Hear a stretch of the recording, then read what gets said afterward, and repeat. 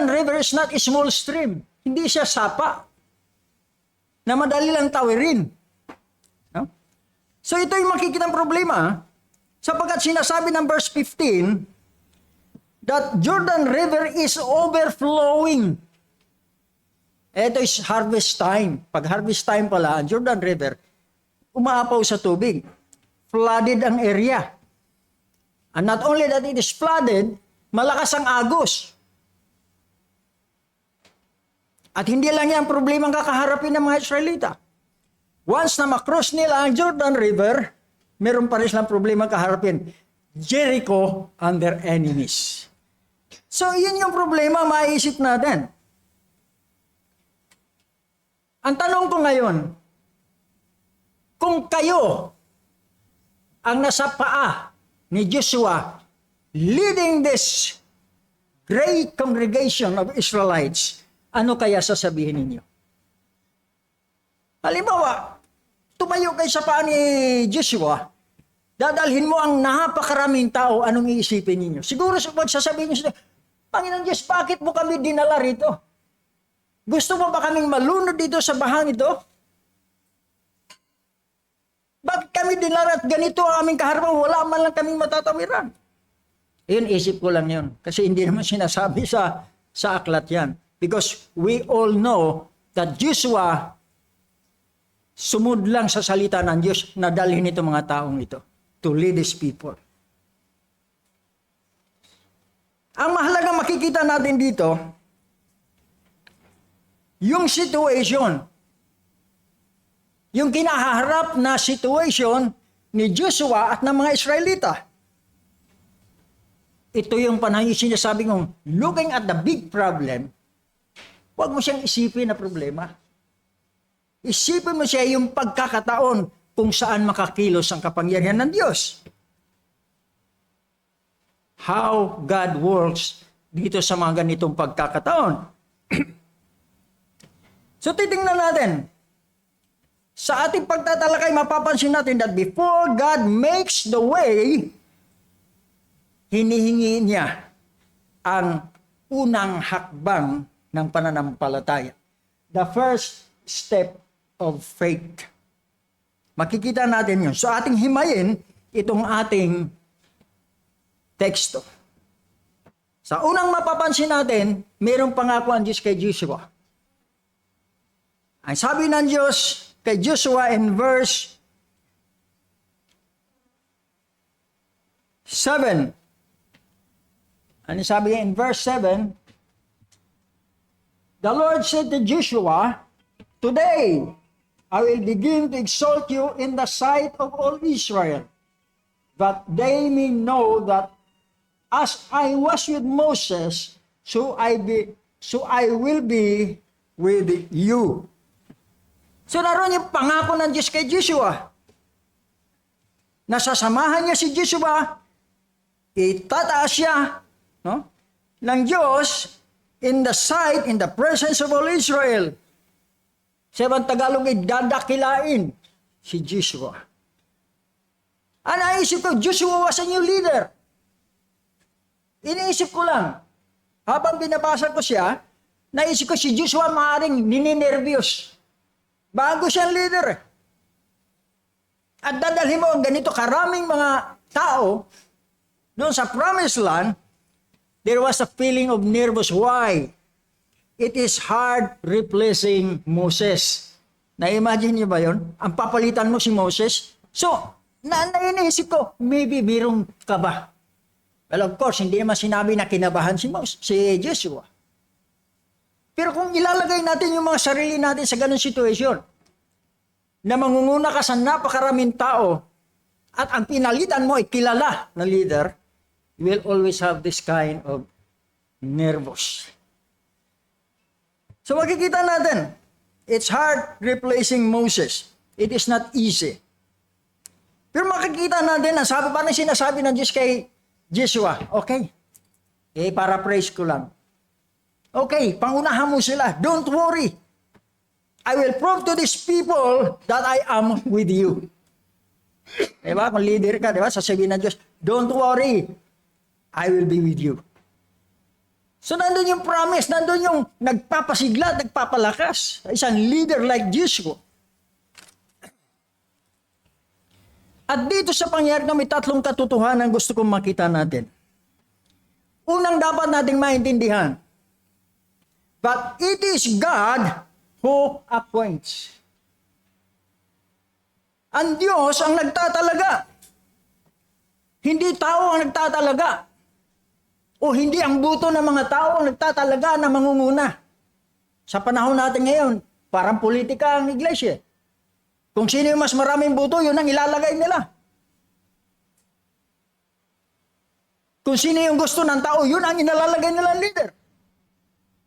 Pero dito sa panahon, it is God who appoints, it is God who appoints leader. And Joshua was appointed to replace Moses.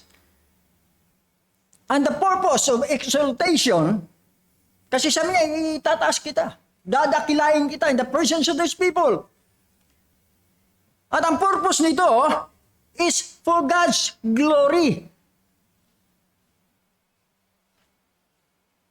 Pumipili ang Diyos na mangunguna sa kanyang bayan, sa kanyang mga tao, para sa kanya ding kapurihan. At pangatlong mapapansin natin, that if God calls you, He will confirm you. Siya ang magko-confirm. Kapag ka ikaw ay tinawag ng Diyos sa gawain, siya mismo magko-confirm. Kung maalala natin, sinasabi ni Pablo sa Philippians chapter 1 verse 6. Although tinutukoy nito yung ginagawa ng Diyos sa mga mananampalataya. Pero ganun din pag tinawag na leader. Sasabihin din yung kagaya na sinasabi ni Paul.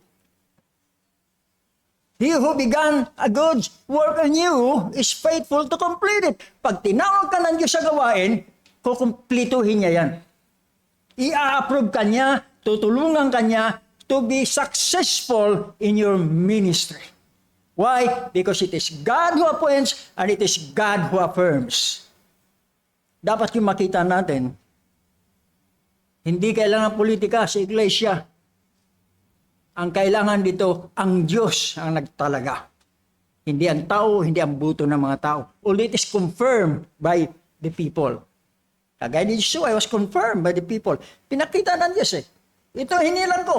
Oh, nangako sila susunod kay Joshua. Because he was confirmed by God. So, ito masasabi ko. Sa makikita natin dito. Leaders, pastors, workers, if God assigned you in any ministry of His church, do not be afraid to do your work. Hindi ka dapat matakot. Why? Because He will lift you up at the right time. Ito lang ang dapat matandaan. Leaders, pastors, whatever your position in the church. Pag tinalaga ka ng Diyos, itinaas ka ng Diyos sa iyong gawain sa ministeryo niya, hindi yan para ikaw ay sumikat. Hindi yan para ikaw ang maging bida. Hindi yan para ikaw ay makilala. Kundi para yan sa kapurihan ng Diyos. Kaya kanilagay ng Diyos dyan, alam ng Diyos na kaya mo yan, sasamahan ka niya. Hindi ka para maging sikat ka, bida ka. Ay nangyayari sa mga iglesia ngayon eh. Nakunikta ang pangalan ng pastor. Pag sinabing, church na ganito, si ano yan? Tao na ang namumuno sa iglesia. But if you are affirmed, if you are appointed and affirmed by God, it is for His own glory. Hindi para maging bida ang mga leaders sa iglesia. Sabi sa John, kung maalala natin, the book of John, doon sa kwento ni John the Baptist, sabi nung kanyang mga disciples, mayroong nagbibinyag doon, may nagbabautismo doon. Yung inyong inapprove doon sa ilog ng Jordan. Sabi ni, wala namang makakakuha ng ganyang gawa kung hindi yan ipinahintulot ng Diyos. Sabi niya, sinabi ko naman sa inyo, hindi ako ang Christ. Ang sabi niya in John 3:30, He must increase, but I must decrease. Leaders, kahit gaano kagaling ng isip mo, gaano kadami mong nalalaman, you have to decrease in the presence of the Holy God. Leading His people. Hindi para maging bida ka. Pangalawang mapapansin natin is yung command.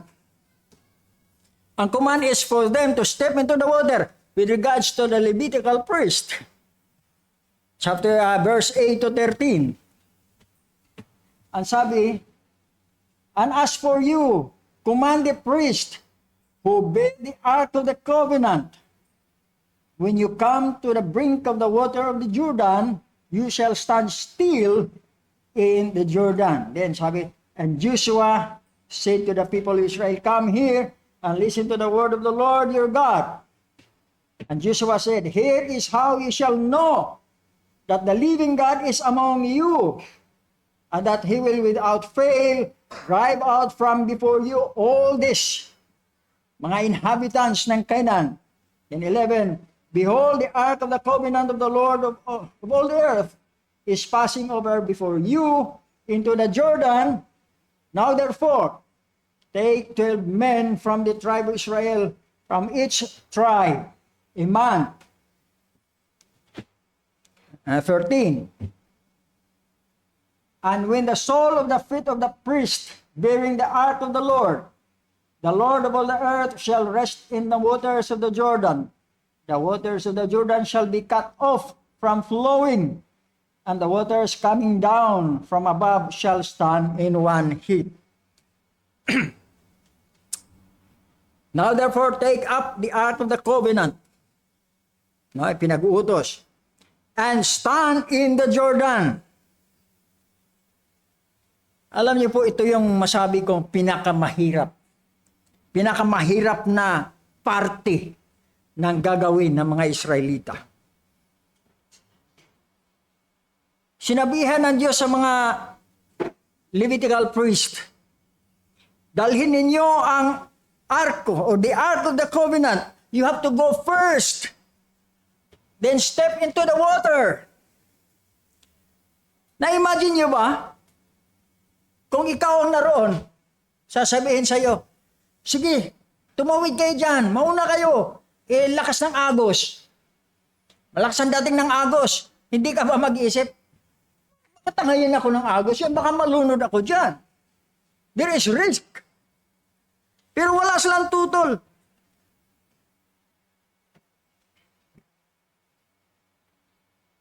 Na-imagine ko lang kung tayo kaya ang ganun. Now, panahon natin, na-imagine nyo ba pagka medyo mahaharap tayo sa ganun, marami tayong pag-alinlangan. Pero dito makikita ng this Levitical priest, wala silang pag-aalinlangan. No? As soon as the priest who carried the ark touched the edge of the water stood still. No, flooding yun, ha? Pero sabi niya, pagka kailangan palang mabasa ang paa. Paglapit na sa Jordan, siyempre flooding yan. Hindi naman sila kagad napunta sa center of that river. So doon sa flooding, mayroong bahaging hindi masyadong malalim. So pag-apak ng mga may dala ng kaba ng tipan, immediately, the flow of water stopped. Tumigil. So nagawa itong sinunod ng mga Levitical priest that they should go first. So tatlong katotohanan makikita natin. That obedience comes before the miracle. Ang pagsunod, ang mauuna bago ang paggawa ng himala ng Diyos. Pansinin natin. Nung nandun pa lang sila sa kanilang kampo, nagmi-meeting sila, nag-uusap sila, ito gagawin natin pagtawid mauna mano. Hindi naman nahahati yung dagat ang ilog. Kailan nahati ang ilog? Nung humakbang sila at nabasa yung kanilang mga paa sa tubig ng Jordan. Doon pa lang tumigil ang flowing ng tubig. So therefore, obedience comes before the miracle. Meaning it only parted when they obeyed. Nung sumunod sila. And faith requires pioneers. Anong ibig kong sabihin? Kailangan laging may nangunguna. Merong mauna. And the Levitical priest ang nanguna. So ibig sabihin, someone has to go first. Someone has to take the risk. Tatawid ka sa malakas na agos. You have to take the risk. Pero ang magandang pinakikita rito, in verse 13, and when the soles of the feet of the priest, bearing the ark of the Lord of the earth, shall rest in the waters of the Jordan. The waters of the Jordan shall be cut off from flowing, and the waves coming down from above shall stand in one heap. So yung mga pari na una, sila ang nagpakita ng unang hakbang ng pananampalataya. They believe in the Word of God na hindi sila pababayaan, hindi sila hayaang malunod. Dahil sa pag-apak nila, nung mabasa ang kanilang mga paa, the water flows stopped. And that's miracle. They move. They obey.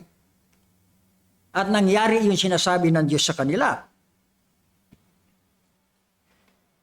Para ito yung pinakikita sa Hebrews 11, verse 1. Now faith is the assurance of things hoped for, the conviction of things not seen. Hindi lang nakikita. Ano mangyayari? Basta sumunod tayo, sinabi ng Diyos eh. Remember, nung sinabi ng Diyos, sige, i-scout out niyo yung Canaan.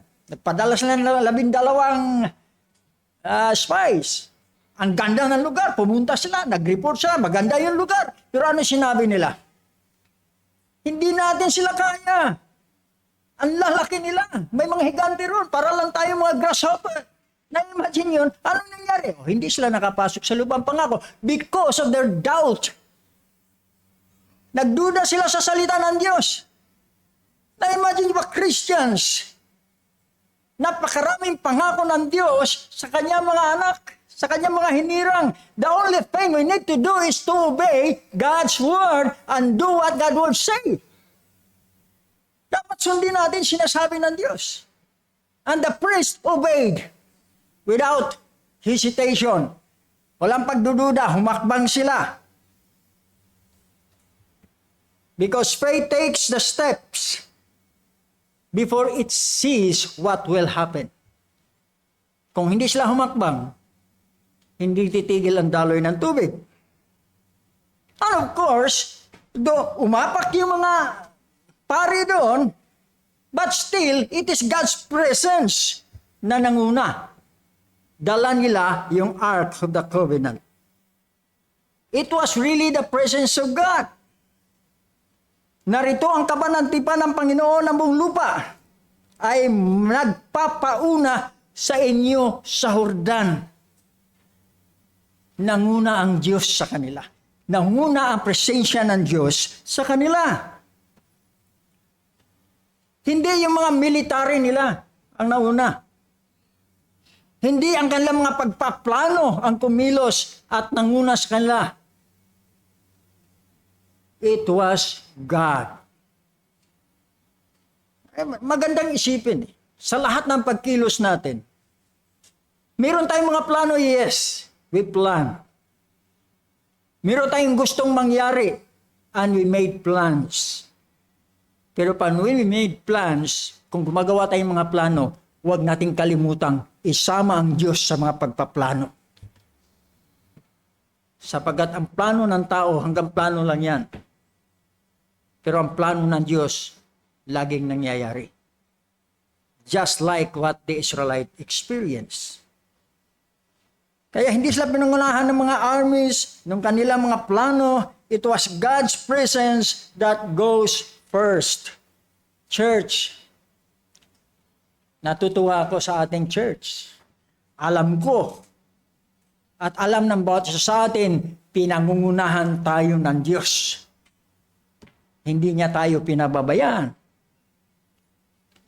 God is going first for us. Ang tanong natin sa bawat isa, ano ba ang gusto nating makonquer ngayon sa buhay natin as an individual believer and as a church? Ano ang gusto nating makonquer? Follow-up question. Are we willing to step in? Kung wala pa tayong nakikitang magandang dulo. Are we willing to step in? Kaya ba nating humakbang?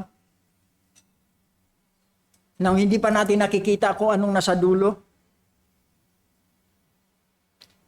Tandaan po natin, God won't move until we move in faith.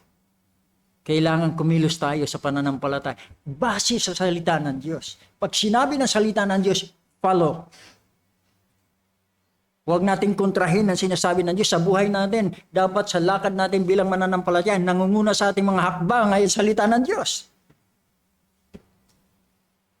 Huwag nating isa siyang tabi ang salita ng Diyos. At saka lang natin babalikan ang salita ng Diyos when we fail. Inuuna natin yung paghakbang natin kaysa sa sinasabi ng Diyos. We have to consult God's Word and then step on. Kaya nais ba natin, kaya ba natin mag-step? Ay, kahit pa hindi wala tayong makikita. Napakalagang bagay nito, church. Hayaan natin ang mga salita ng Diyos ang gumabay sa atin, just like the experience of the Israelites. They are now entering. They are about to enter. They are na. Tumatawid na sila. They are now to conquer the promised land. Guided by the presence of God. With a leader being affirmed by God.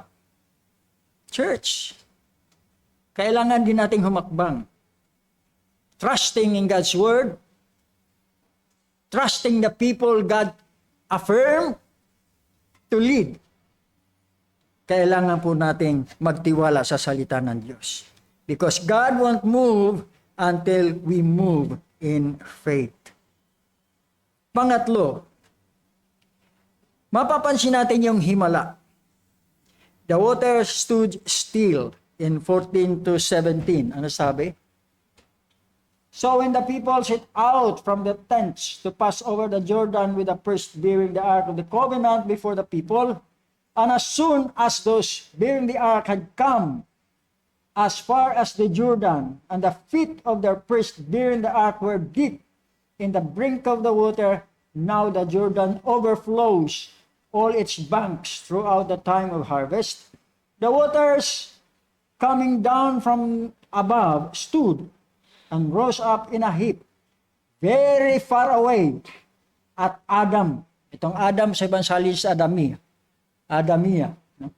The city that is beside Saritan, and those flowing down towards the sea of the Araba. The salt sea were completely cut off, and the people passed over opposite Jericho.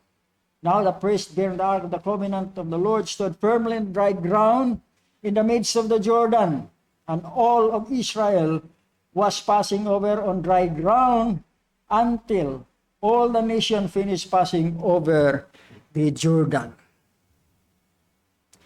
The water coming down from above stood and rose up in a heap very far away, and the people passed over.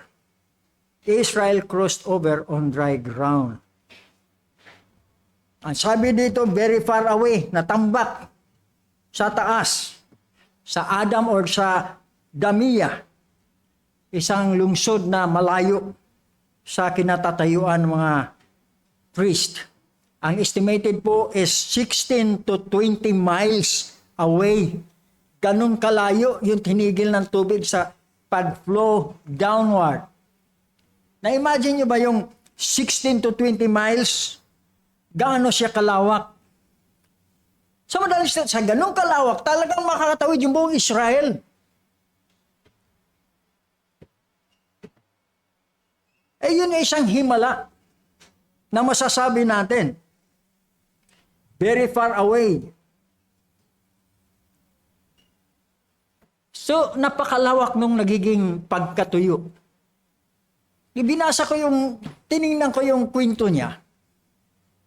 Yung palang Jordan, from point to point, napakahaba. Pero mahaba siya kung susukatin niya, susundan ng ilog. Kasi ang ilog pala is winding. Hindi siya diretso. Pag sinukat mo niyan diretso, from point to point, maigsi lang siya. Pero kung susukatin mo, susundan mo yung galaw ng ilog, napakahaba niya. Pero ang pinag-uusapan dito yung lawak, yung lapad. Napakalapad niya. Pero makikita niya yung pagkilos ng Diyos. Pagkaapak ng mga paa ng mga paris sa Ilog Jordan, mula doon sa 16 to 20 miles up na tuyo, walang umagos dito hanggang doon sa sinasabi ritong mga lugar, yung Salt Sea, walang dumating na tubig galing sa taas. Napakalaking himala ang makikita natin.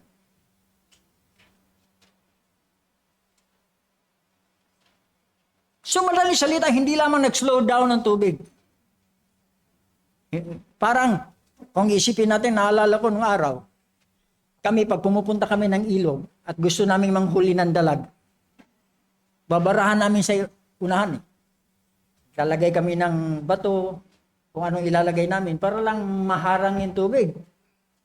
Pero may tubig pa rin, hindi na lang marami. Para lang lumitaw yung mga dalag na nais namin mahuli. Pero ito, natuyo, totally dried ground. So makikita natin, hindi siya nagiging wall, but he stood up as a heap. Wala rito sa baba, sa taas lang yung kanyang pagtigil, no? In a heap, ang sabi. Very far away. Na kung iisipin ko, with that kind of kayong lawak ng pagka-gray ng ilog, parang sinasabi nito, tinanggal ng Diyos lahat ng obstacle na dadaanan ng mga Israelita. Makakatawid sila ng sama-sama. Wala nang hadlang na makatawid sila. So tinanggal ng Diyos ang lahat na maaaring maging hadlang sa pagtawid ng mga Israelita. Parang na alala sinasabi ni Paul in Ephesians chapter 3 verse 20. Now to him who is able to do far more abundantly than all that we ask or think, according to the power at work within us. Yung pagkilos ng Diyos. Dito, hindi yung himala ang dapat nating makita. Parang panahon ngayon, pag mayroong nakarinig na himala, ang pinagtutuunan ng pansin ng tao ay yung himala. Dapat ang titingnan ng tao, sino yung gumawa ng himala?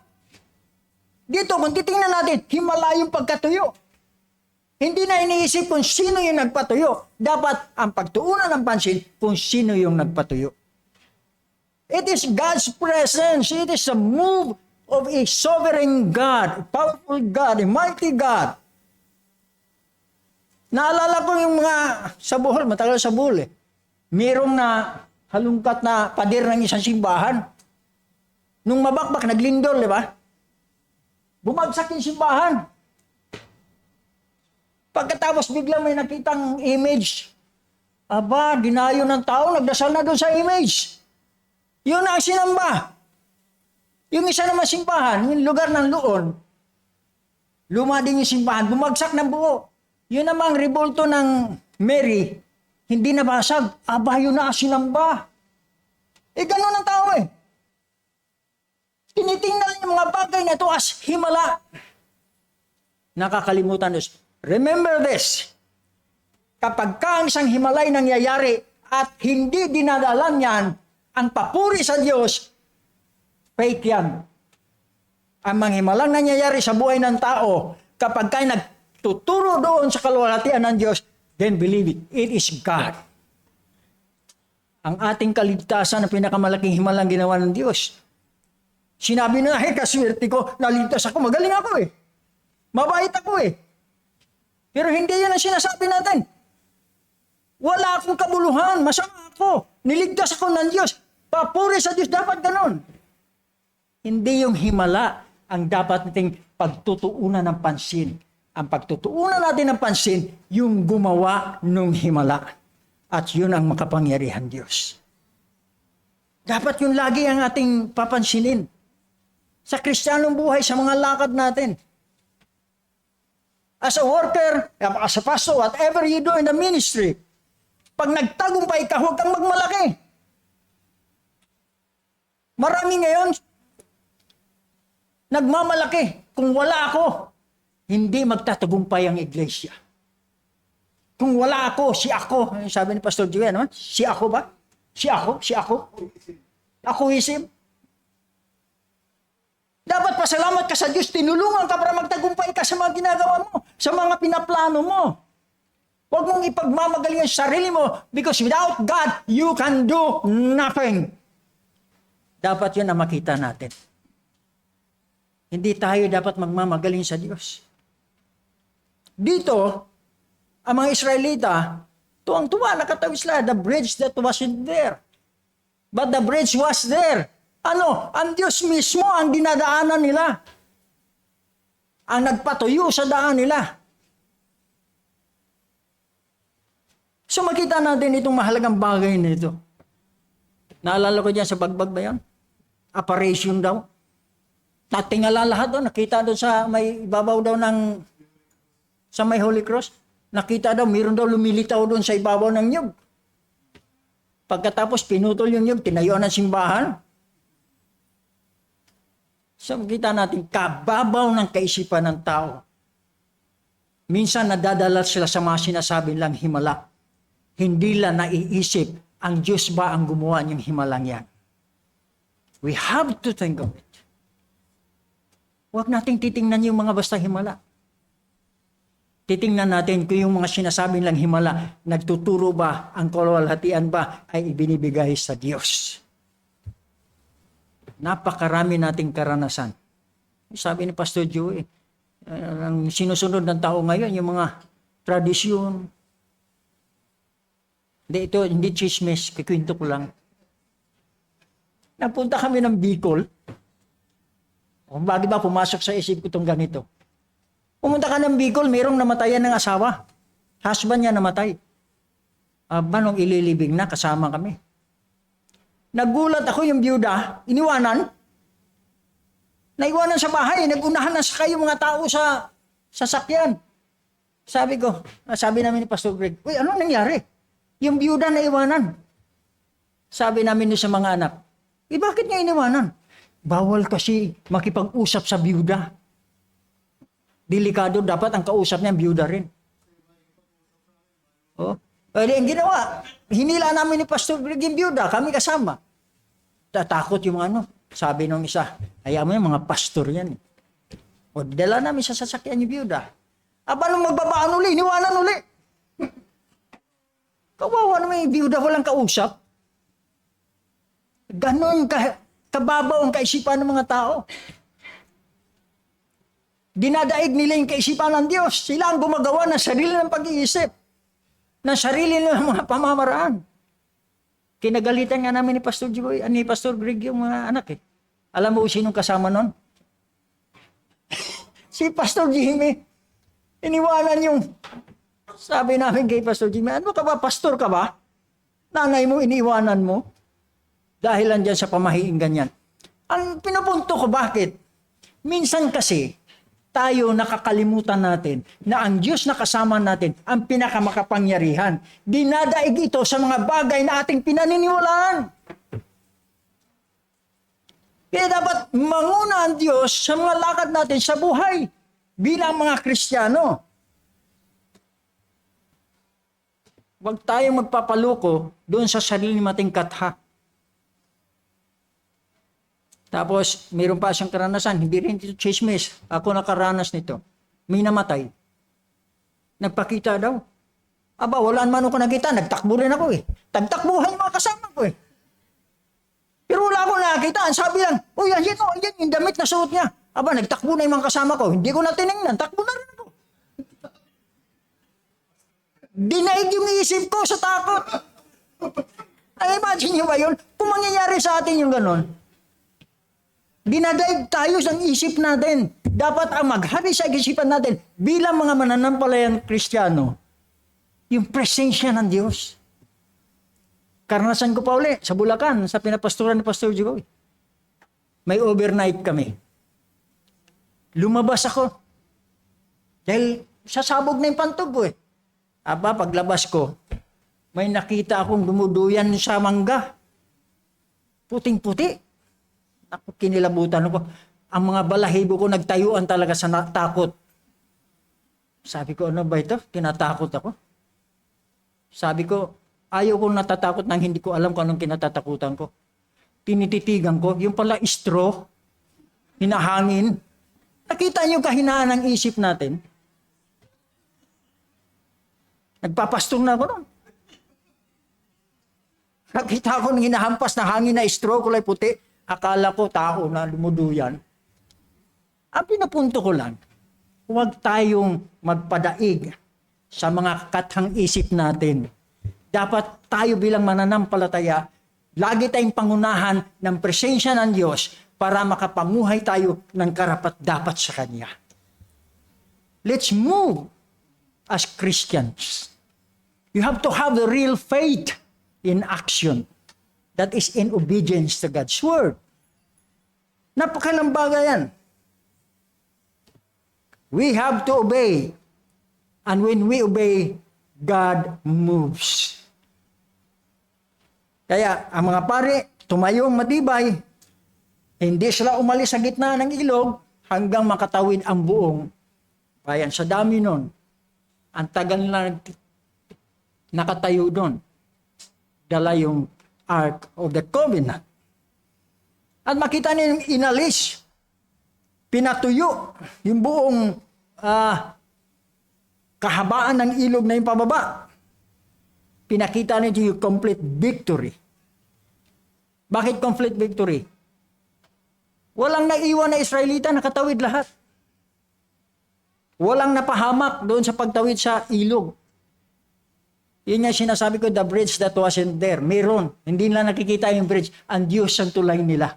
Nung tumawid siya. The bridge that wasn't there. Dahil hindi nila nakikita. But in the reality, with that faith, ang Diyos ang nagtawid sa kanila. So makita natin mga bagay na ito. There is that complete victory. But the miracle, hindi para makalimutan ng tao. Matuon na lang sa miracle. But the miracle was a testimony na ang Diyos ang nangunguna sa kanila. Ang sabi nga dun sa verse 10, so that all the people of the earth may know that the hand of the Lord is mighty. Yan yung purpose nung nangyayari. Maintindihan ng mga tao that the Lord of the earth is mighty. Makapangyarihan. Gumagawa ng mga maimposibleng bagay. That makes a way through the impossible. So magandang isipin natin to Christians. Sa ating uri ng paglakad sa buhay pananampalataya, marami tayong mga haka. Huwag nating hayaang sakupin tayo ng ating mga haka. We have to trust in a mighty God. Upang makita ng mundo, ng sanlibutan, ng mga tao that the hand of the Lord is mighty. Ang tumawag sa akin ay ang Diyos. Ang tumawag sa inyo ay ang Diyos. Huwag niyo isipin na ang tumawag sa inyo ay tao. Ginamit ng Diyos ang tao, pero ang Diyos pa rin ang naghimala sa buhay mo. It changes your heart. And not only changes your heart, but changes your mindset para matuon tayo sa Diyos. Church, by conclusion, remember these three things. Alalahanin natin tatlong bagay na ito. In our journey, in our Christian life, always remember, we are not alone. Because God goes before us. Siya nanguna sa atin. And remember this, that faith requires us to take step. Humakbang tayo. Mga Israelita, kung hindi sila humakbang, hindi sila makatatawid eh. No? Kung mananatili sila on the other side. No? They have to take step first. And victory is certain. Sa lakad natin sa buhay pananampalataya, believe in God's word, we can cross on dry ground. Tatawid tayo patungo sa paghahari ng Diyos on dry ground.